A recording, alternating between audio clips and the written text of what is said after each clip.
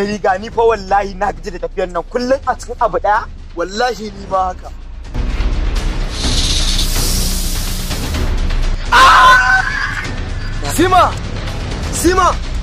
Sima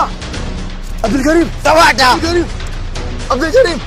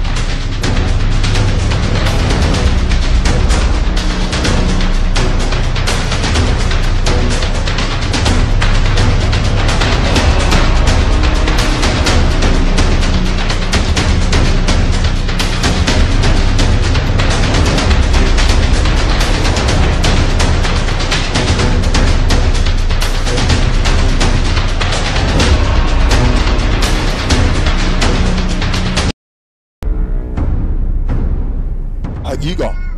abubuwa su dinga faruwa da ku daban-daban a cikin wannan dajin saboda an sanar da ku cewa da ku koma gida kun yi ku ji abubuwa ne su dinga faruwa da ku wanda kai kanka zaka rasa gane ta yaya suke faruwa da ku maciji na da ta sare shi ba maciji bane aljini ne kamar yadda kuka sani sannan dafin da ke jikin shi nan da minti 30 zai iya rasa ransa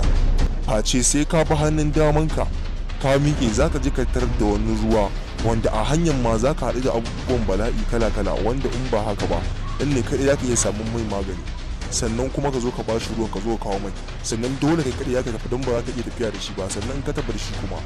barin shi a nan zai iya faruwa da shi wani abu don haka sai ka kiyaye sannan ka san yadda za ka tafiyar da rayuwarka a cikin wannan dajin